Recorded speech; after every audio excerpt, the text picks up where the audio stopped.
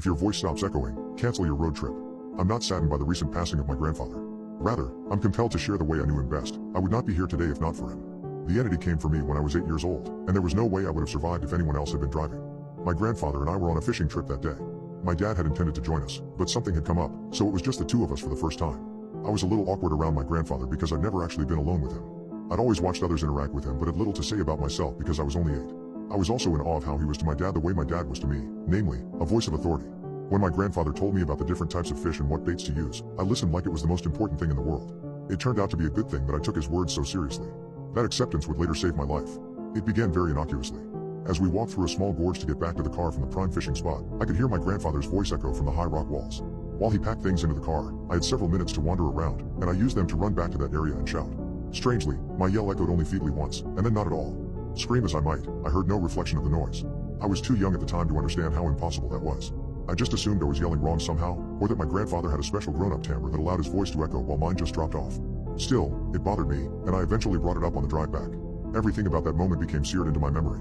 It was 3:22 in the afternoon by the clock on the car's dashboard. The sky was mostly clear with traces of white, and my grandfather's eyes were wide orbs of alarm turned upon me while his white knuckles tightened around the wheel. "What did you say, boy?" I asked how I can echo like you. I told him, suddenly afraid that I'd done something wrong. I yelled and I couldn't echo. His face was normally crisscrossed with little lines that ran their way along relaxed droopy skin.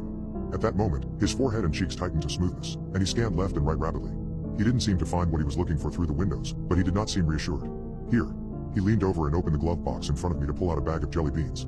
I smiled for a moment, but he was not giving them to me as a gift the way he'd intended. "Eat them all." I held the bag in my hands. It seemed a massive feast. If I'd been left to my own devices, I might have eaten them all eventually, but not all at once. "Why? Eat them all, boy," he said gruffly, his tone brooking no argument. I began stuffing the jelly beans in my mouth. He looked down and around, then at the back seat, then at his travel thermos and the cup holder between us. He thrust it into my hands to join the spilling bag of jelly beans. "Drink this. All of it." "I'm not allowed to have coffee," I told him. "Mom." He cut me off. "Your mother will understand. Drink it. I know it tastes bad but down it all." His gaze refocused on something beyond me, and I turned my head to my window to see the forested hills rolling by at various apparent speeds based on their distance. The furthest hills out on the horizon hardly seemed to be moving at all, but I thought I saw a tiny little speck atop one. My grandfather gripped my shoulder with one hand. "Drink, boy. Drink. And eat those jelly beans. You need the sugar and the caffeine. It's going to try to make you fall asleep. Don't let it." To say I was scared then would be an understatement. No part of me thought this was a prank of some sort. He was too reserved and austere a man for that. The coffee tasted horrible, but I gulped it down until none was left. After that, I began swallowing jelly beans whole until they were all gone. I looked to my right. The speck in the distance was still out there, but now one range of hills closer. It was still tiny, but now held movement akin to something waving back and forth. I looked at my grandfather in askance. He in turn looked away from the thing in the distance to focus on my face. He breathed in through his nose and turned forward, determined in a way I'd never seen him. His leg moved, and the car began to accelerate. We'd already been going the speed limit on the empty highway. The sugar, caffeine, and fear began to affect me. I remember my cheeks and forehead warming and my hands growing clammy. I asked, "What's going on?" "I'm scared." "Be scared," he breathed, his eyes on the road as he continued to hit the gas. I could see the needle passing 80. "That'll help keep you awake. This thing, this godforsaken thing, it came for your grandmother, and it started the same way." Just before a long drive, we noticed her voice stopped echoing. His face contorted into a furious mask. "But cars are a lot better now than they were back then. I won't let it get you." My back began forcefully pressing into my seat as he put the gas to the floor. I watched the needle pass 90, and then I looked out the window again.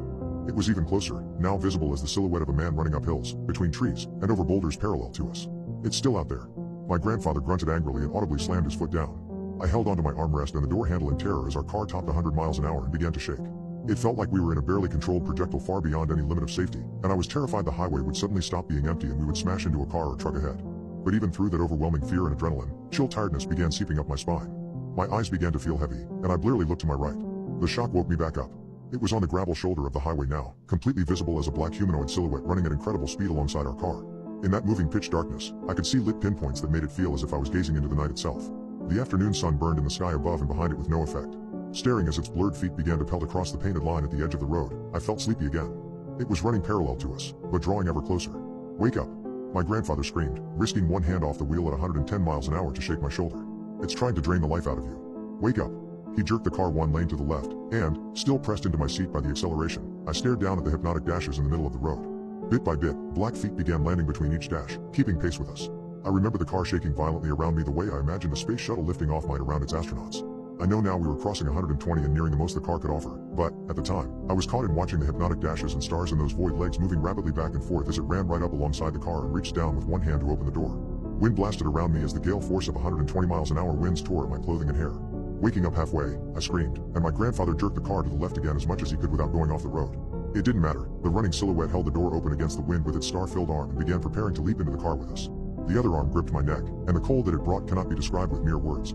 The closest I can come is to say that the vast speeds and forces of an antithesis cosmos hated me. Somewhere, ice and anti-life were the rule, moving through emptiness at absurd velocities, and this thing was some small part of that undead will. But it was not fully here. It could only interact with us in certain windows. That's what I believe now. My grandfather gave the only shout of fear I would ever hear from him as the car seemed to be shaking apart around us. I looked left at the speedometer, found the needle to be unreadably far out into the red, and felt the heavy blanket of sleep fall over me as the silhouette grasped repeatedly, but failed to reach me. The door slammed shut, cutting off the wind.